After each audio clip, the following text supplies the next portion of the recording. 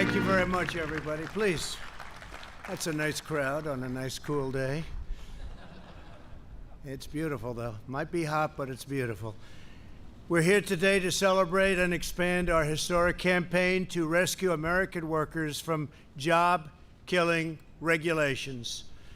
Before I came into office, American workers were smothered by merciless avalanche of wasteful and expensive and intrusive federal regulation.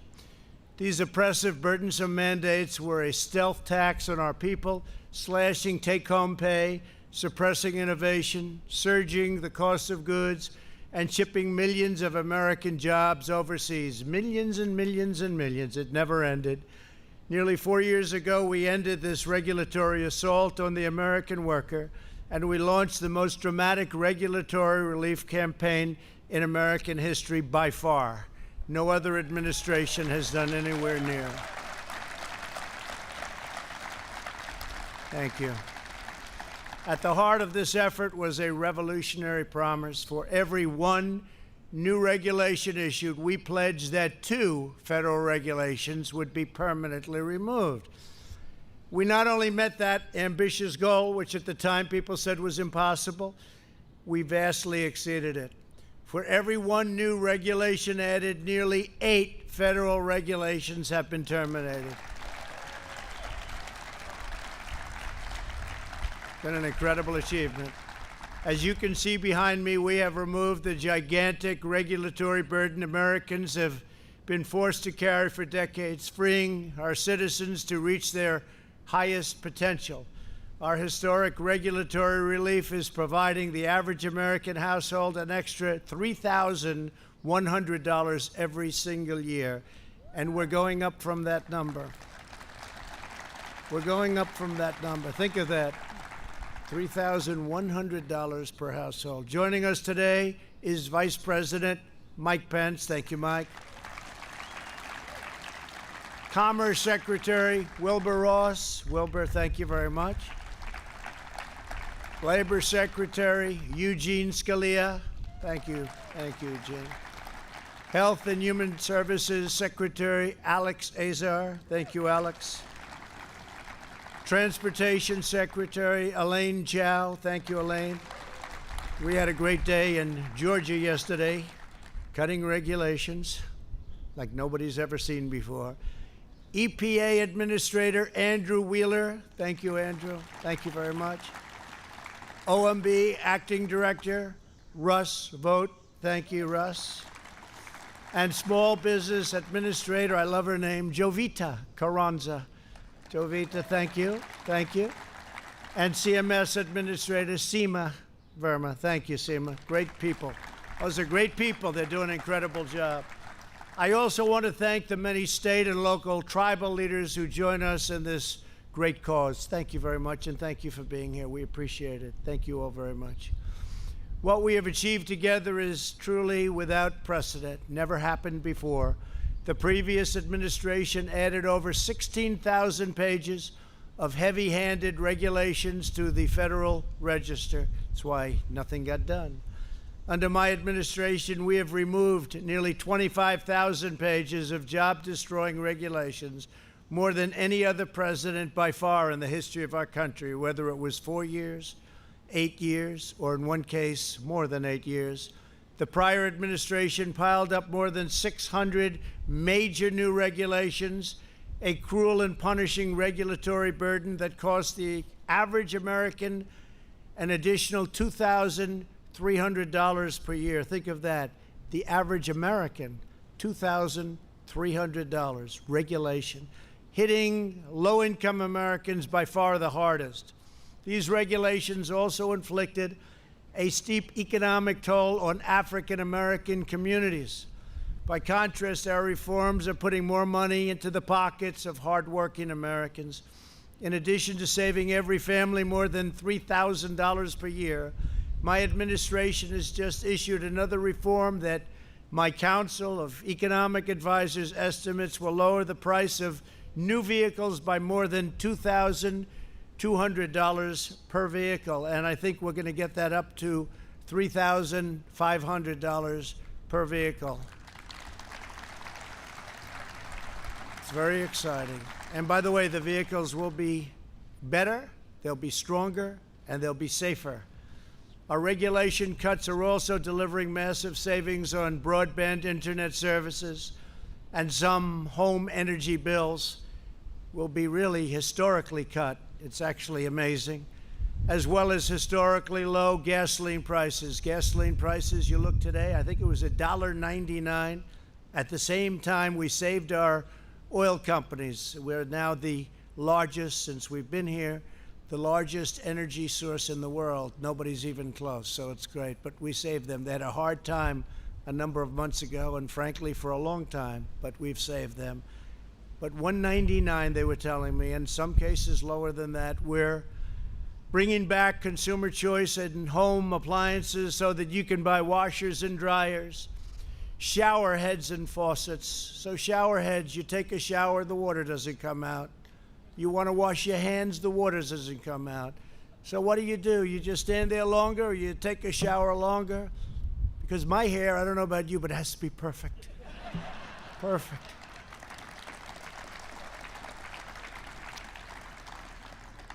Dishwashers, you didn't have any water, so the people that do the dishes, you press it and it goes again, and you do it again and again. So you might as well give them the water because you'll end up using less water. So we made it so dishwashers now have a lot more water, and in many places, in most places of the country, water is not a problem. They don't know what to do with it. It's called rain. They don't have a problem. And old-fashioned incandescent light bulbs, I brought them back. I brought them back. They have two nice qualities. They're cheaper and they're better. They look better. They make you look so much better. That's important to all of us. But they're better and much cheaper. And they were mandated out, legislated out, and we brought them back, and they're selling like hotcakes. We stopped the egregious abuse of the Clean Water Act, which extreme activists have used to shut down construction projects all across our country. When I signed that legislation, I had many farmers and construction people standing behind me, people that haven't cried since they were a baby, some of them never even when they were a baby, and they were crying. Many people were crying. We gave them back their life. They took away their land. They took away their rights. They took away their life. By reining in EPA overreach, my administration has returned the agency to its core mission of ensuring clean air, clean water, and a truly pristine natural environment. Our air now and our water is as clean as it's been in the last 4 decades. Yesterday, our country achieved yet another groundbreaking milestone by completing a sweeping overhaul of America's badly broken infrastructure approval process. It was totally out of control. Instead of taking up to 20 years to approve a major project, we're cutting the federal permitting timeline, it's already been done, to a maximum of 2 years or less, in some cases even less than 1 year. And it's possible that it won't qualify. It's possible that it won't be good environmentally or safety-wise, in which case, at least in a period of a year or two, we'll raise the hand and you won't make it. But most projects will make it, but you won't go for 10, 15, 18, or 20 years. There are many horror stories that we could relate. We're reclaiming America's proud heritage as a nation of builders. My administration has also eliminated massive regulatory barriers in our battle against the China virus. These actions save countless lives, speeding up the production of equipment. That means ventilators like nobody's ever seen before. Probably the greatest source of manufacturing, the greatest achievement since World War II. We're now making ventilators for countries all over the world.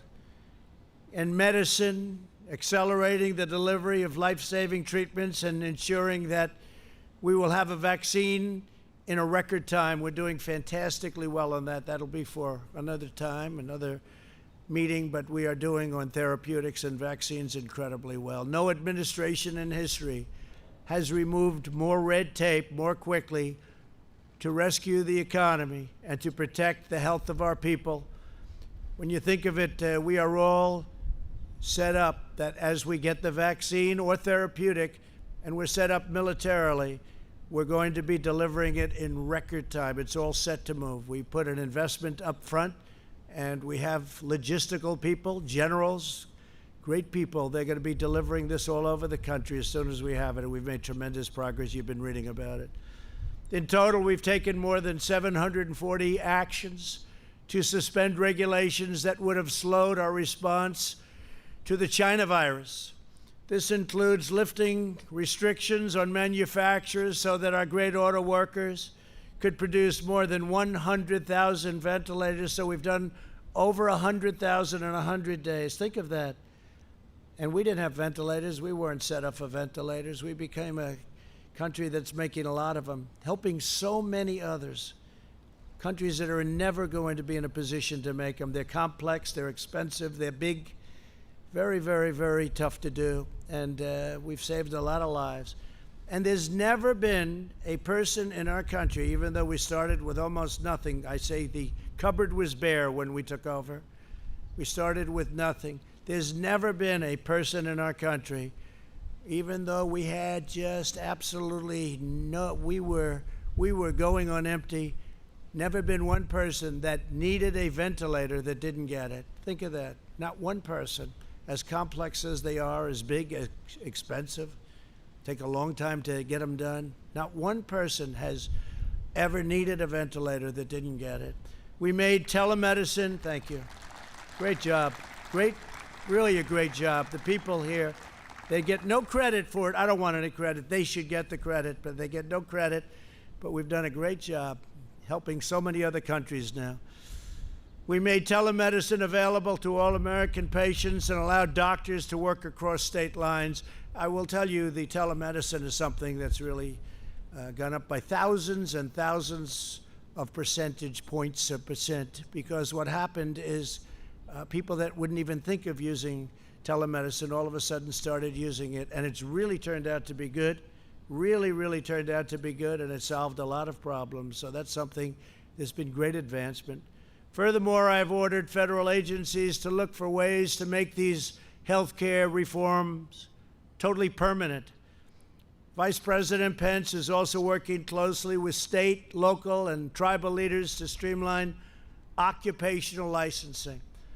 Over 30 states have taken steps to reduce these barriers to unemployment and to employment, and including a state that I love very much. I have a little history in that state, the great state of Alaska. Thank you very much, Governor, for being here. Mike Dunleavy. Mike, thank you very much. In Idaho, Governor Brad Little, who is here today with us as well, set a new record for regulatory relief. Good job, Brad. Good. Good governor. Great governor. Two great governors. The American people know best how to run their own lives. They don't need Washington bureaucrats controlling their every move and micromanaging their every decision. With each regulation we cut, we are not only returning the money and the power to our citizens, we are draining the Washington swamp, and they're not happy about it, I can tell you that. I think you know that. The swamp was deep. I just didn't know how deep. Deeper than I thought. Joining us today are a few of the countless Americans who are personally benefiting from our pro-worker reforms. Joe Cambria owns Cambria Truck Center in New Jersey. Good state, New Jersey, and it's been really something that he's seen firsthand, how our regulation cuts have helped create thousands and thousands of jobs. Joe, please come up and say a few words. Thank you, Joe.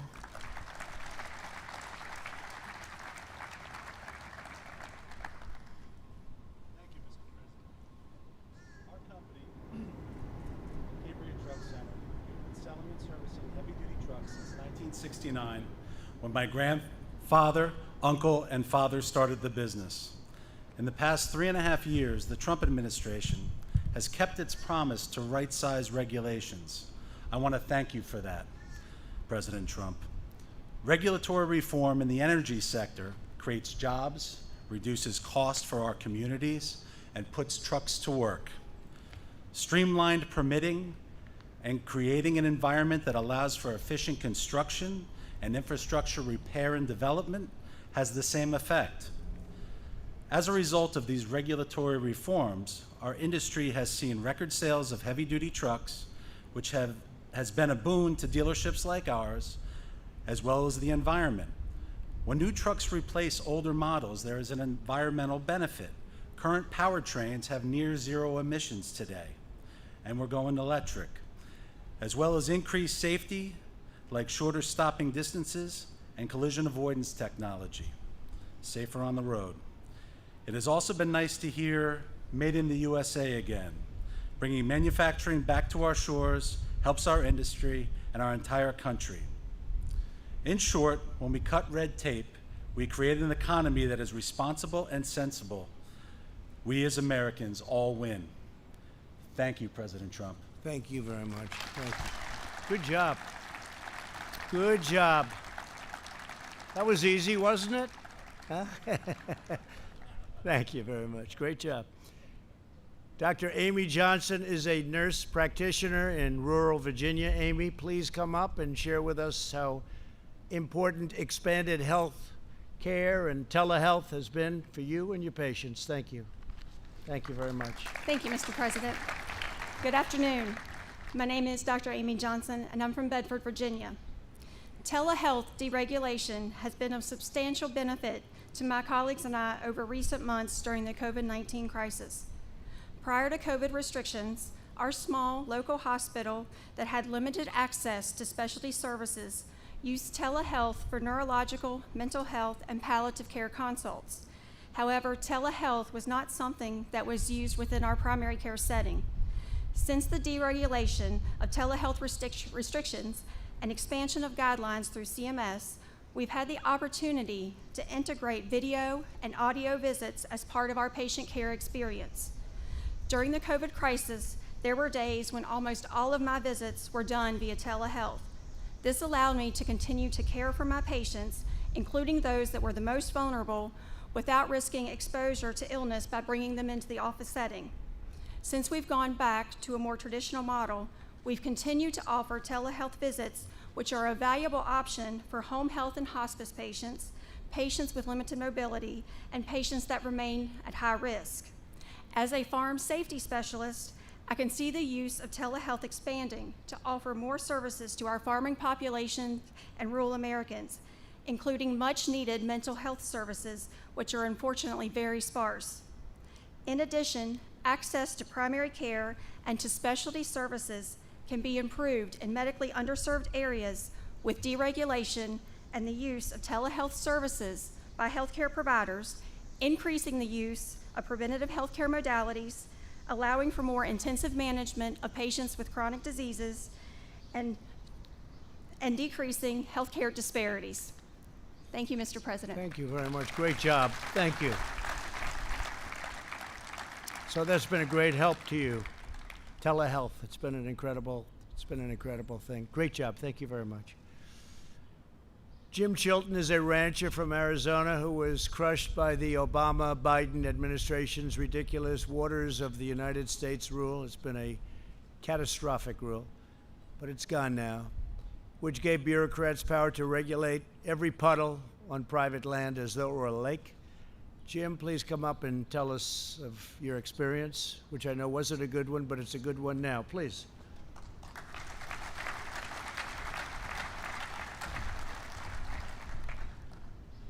I appreciate the invitation, President Trump, to be here. And I appreciate the opportunity to thank you for the deregulation in every area, including the waters of the United States, cutting the red tape, setting us free as private property owners. Thank you. Our ranch has approximately 100 dry washes flowing across it. These are little washes with no water. The Corps of Engineers and the Environmental Protection Agency, who wrote the Obama 2015 regulations, ruled that any dry wash that had more than 12 inches of sand in the bottom became a water of the United States. Hence, we were subject to regulations and oversight from Washington, D.C. and San Francisco. It was outrageous.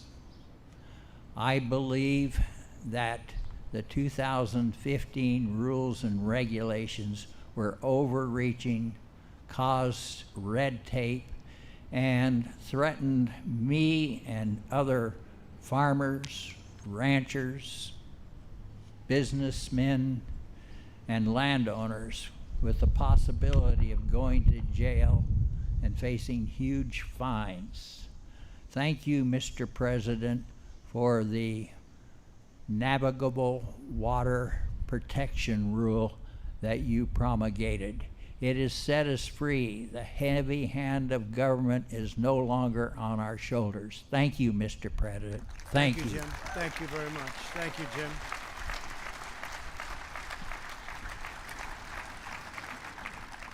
That was my honor, Jim, and thank you very much. It's terrible. It was that you had to suffer so long. They took your property away from you.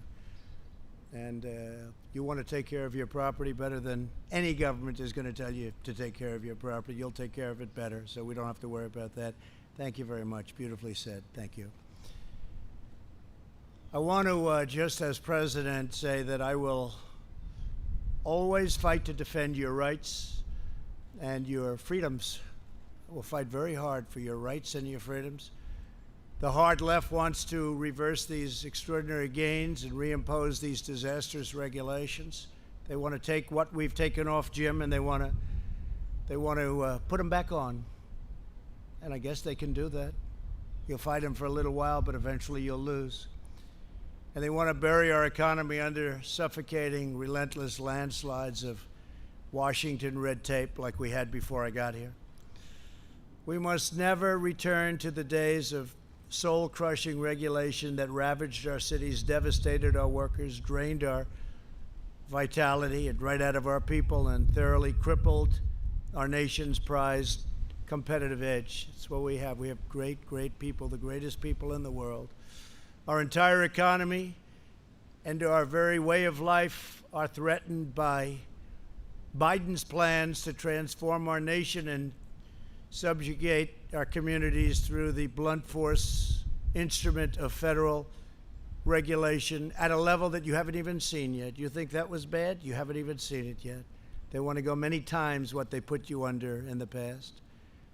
Under the unity platform Joe Biden published with socialist Bernie Sanders, they are proposing, and this is all in writing, it's done, they agreed, they are proposing to re-enter the job-killing, unfair Paris Climate Accord, which will cost our country trillions of dollars, trillions and trillions of dollars, and put us in a very, very bad competitive position relative to the world.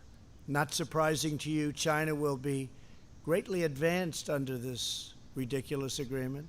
So will Russia, so will many other countries.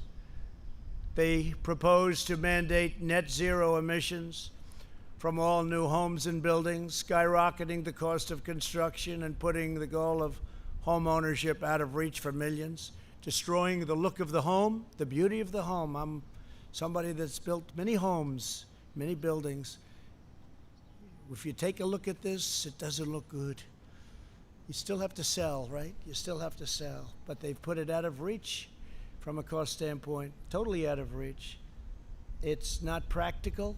It's not good, and it doesn't work. They want to eliminate carbon from the U.S. energy industry, which means abolishing all American oil, clean coal, and natural gas. No coal, no gas, no oil, nothing to fire our massive plants.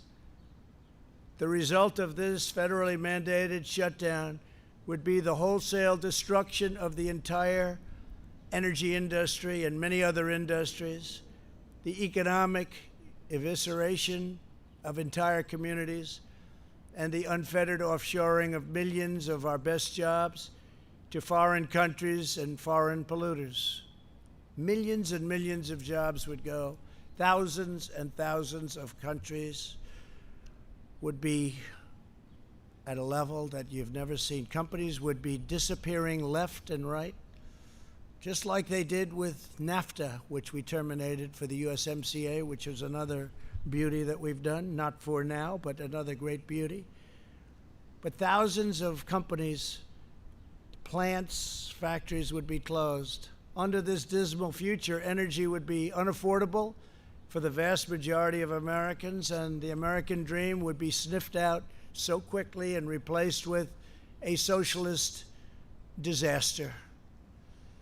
The Democrats in D.C. have been and want to, at a much higher level, abolish our beautiful and successful suburbs by placing far-left Washington bureaucrats in charge of local zoning decisions.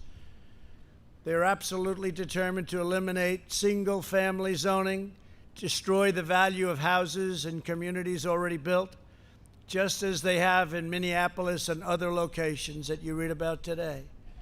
Your home will go down in value and crime rates will rapidly rise. Joe Biden and his bosses from the radical left want to significantly multiply what they're doing now. And what will be the end result is you will totally destroy the beautiful suburbs. Suburbia will be no longer as we know it. So they want to defund and abolish your police and law enforcement, while at the same time destroying our great suburbs. The suburb destruction will end with us. Next week, I will be discussing the AFFH rule. AFFH rule, a disaster. And our plans to protect the suburbs from being obliterated by Washington Democrats, by people on the far left that want to see the suburbs destroyed, that don't care. People have worked all their lives to get into a community, and now they're going to watch it go to hell. It's not going to happen, not while I'm here. The Biden-Bernie plan would also use the weapon of federal regulation to tie the hands of our police departments by abolishing cash bail. Think of that. Think of that. Bail. No problem. They killed somebody, let them out. Take a look at what's happening.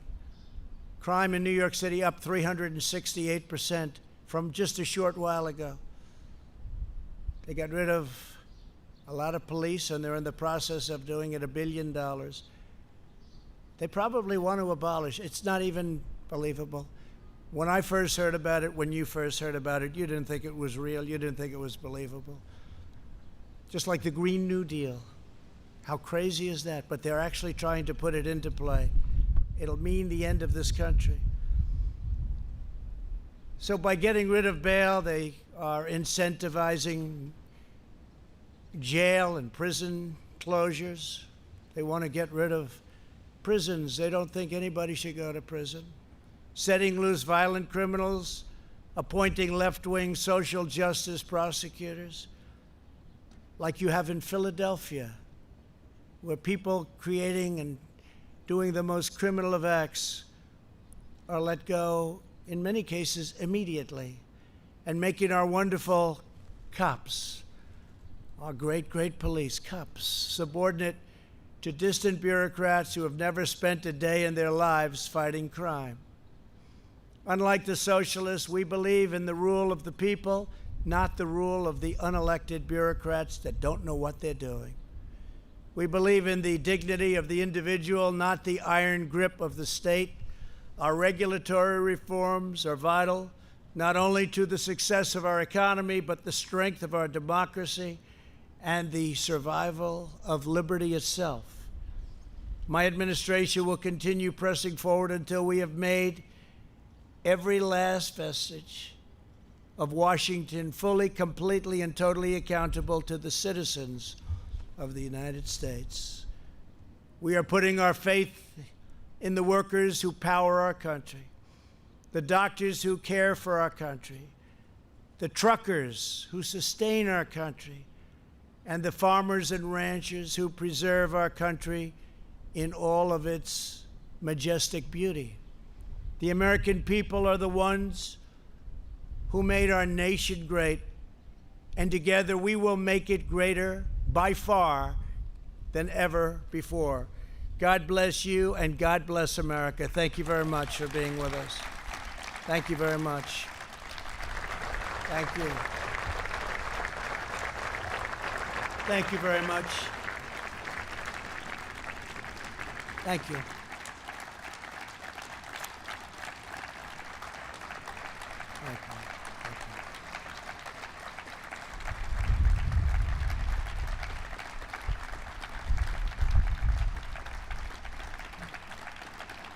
Thank you very much. Thank you. We must have said something right. I guess we said it absolutely right. It's about our country. It's about our country. We want to be strong. We want to respect everybody, but we have to have strong law enforcement, and that's taking place in the areas that we're responsible for. We want others to call us for help. There's nothing wrong. Let Chicago call. Let Seattle call. We were going into Seattle, all set to go, and then they did it themselves. They heard we were coming in, and the hands went up. They gave up.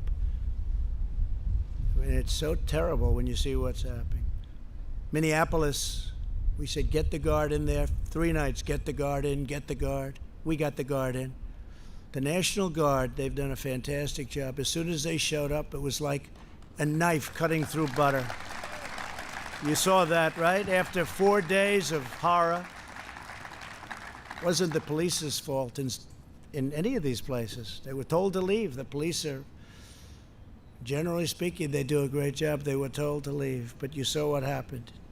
Minneapolis, grab your gun and run. That's not what they wanted to do. But the National Guard came in, and we did a great job. No problem after that, do you notice? We just passed a statues and monument executive order, and they were going wild. They see that beautiful, look at it right there, it's so beautiful, the Washington Monument. If they had their choice, they'd take it down, and I guarantee you they'd rename it. They want to rename it. They want George Washington out. They want Thomas Jefferson out. They want Abraham Lincoln out. They want abolitionists out. They don't know what they want. They just want to destroy our country. We're not going to let it happen. We're not letting it happen. So I'd now like to ask Vice President Mike Pence to say a few words. Thank you, Mike. Thank you.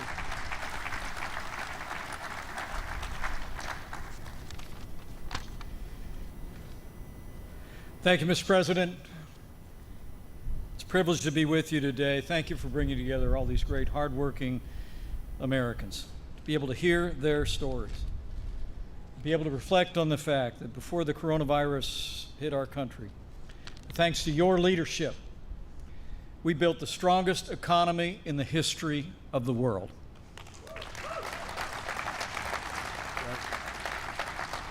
In 3 short years, Mr. President, you kept your promise to the American people. We cut taxes across the board.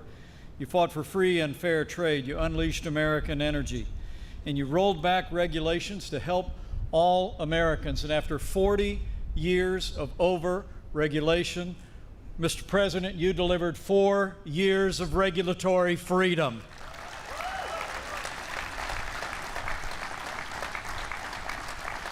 And in our first 3 years, the results were extraordinary. Businesses large and small created 7 million new jobs. Wages rose at their fastest pace. In more than 10 years, 2 million Americans were lifted out of poverty, 7 million Americans lifted off of food stamps, and the highest median income in the history of our country. And Mr. President, as you just reflected, a centerpiece of that was lifting red tape off the American people and American free enterprise.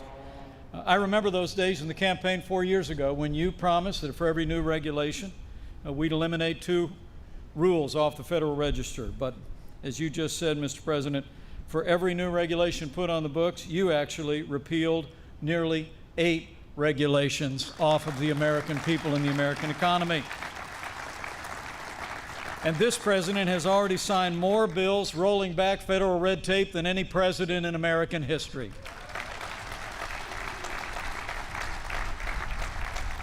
They tell us that we've saved $220 billion in our economy, and as you said, more than $3,100 for every American household.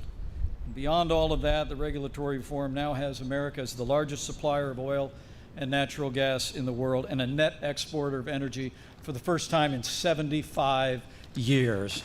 That's what your deregulation agenda delivered. And today, Mr. President, as we continue to respond to the coronavirus pandemic, at your direction, we're ensuring that our states, our hospitals, and our extraordinary healthcare workers have not only the supplies they need, but the freedom and the flexibility to give every American the same level of care that each one of us would want a family member to have. And as we meet this moment in this pandemic, we're also opening up America again. It's extraordinary to think, Mr. President, at the height of this pandemic, our economy had lost 22 million jobs, but because of the strong foundation that you laid of less taxes and less regulation, in 2 short months, May and June saw record-breaking job creation. We've already added 7 million jobs back to the American economy, and we're just getting started. This record job growth, Mr. President, is a tribute to the resilience of the American people, strength of their character. It's a resilience to your leadership, to the agenda that you advanced in our first 3 years. But as you said, Mr. President, it's also a tribute to governors across the country who not only supported your agenda, but also in more than 30 states, governors actually delivered on that same agenda of less taxes and less regulation. And while I've been leading the White House Coronavirus Task Force, it's also been my honor, Mr. President, to lead the governor's initiative on regulatory innovation and to work with these extraordinary governors. The truth is, because of your leadership and example, governors across the country have been reducing the burden of regulations at the state level. And that's what's contributed to the strong foundation on which we are standing, and the American recovery has already begun. Fortunately, as you mentioned, we have 2 of those great governors with us today. Now, the first is a governor who in his very first year in office cut or simplified more than 75% of his state's regulations and cut the administrative code by 20%. Would you all join me in welcoming Idaho's great governor, Brad Little, to tell us Idaho's story of deregulation. Thank you, Mr. Vice President. Mr. President, it's a great honor to be here. As the Vice President alluded to, our route to rebound is dependent upon the red truck, not the blue truck. What we did in Idaho, where we had the 3rd lowest unemployment, the 3rd fastest income growth of any of the states, particularly for those at the lower end of the income, was to match up with your regulatory reform and make more opportunities available. Whether it be the spouse of a military veteran that came there that wanted to have their license and their home state transferred, which today I can proudly say takes us 1/2 day to get that done so that those people can be there. Right. Whether it's a small business that wants to break through and remove the regulatory friction that existed there before. But as this economy changes as a result of what's taken place, you have to free up all Americans to have that freedom to create a new opportunity. One of the things that we did that we heard about from the good doctor was telehealth. Between CMS, the department, and what we did in Idaho, we increased telehealth availability in Idaho by 4,000%. Idaho is a rural state. Idaho is a state where accessibility and the cost of health care is always an issue. It's the combination and the teamwork of your administration and what we've done that made that available to where we will rebound in Idaho, and thank you very much, Mr. President. Thank you very much, Brad. Thank you. Thank you, Brad. Thank you, Governor Little. And finally, Mr. President, allow me to introduce the governor who told us in December when you kicked off the governor's initiative on regulatory innovation that in his first year in office, his administration modified or rolled back 239 different regulations in over 100 professions. He is making sure that Alaska is open for business and prospering with less taxes and less regulation. Join me in welcoming Alaska's great governor, Mike Dunleavy.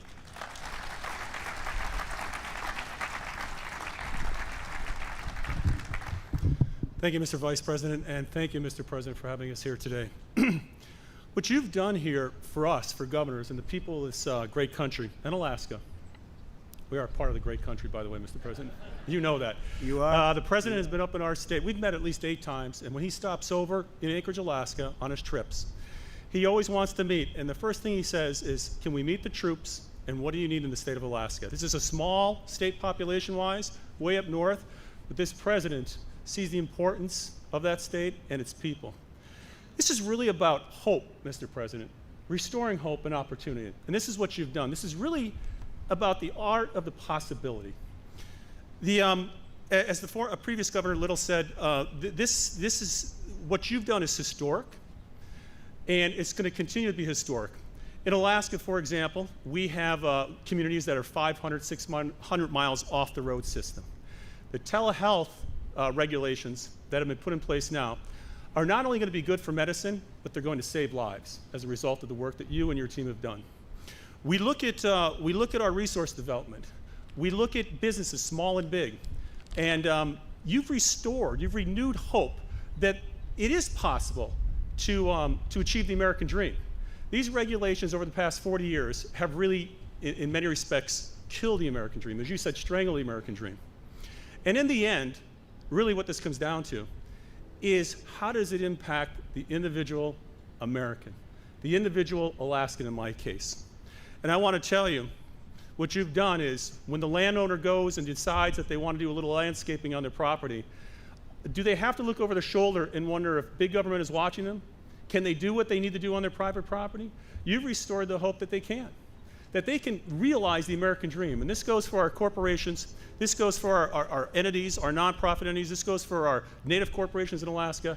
What you've done is restore hope and opportunity, and we're looking forward to more years of this opportunity, Mr. President. So thank you very much. Thank you very much, Mike. Thank you.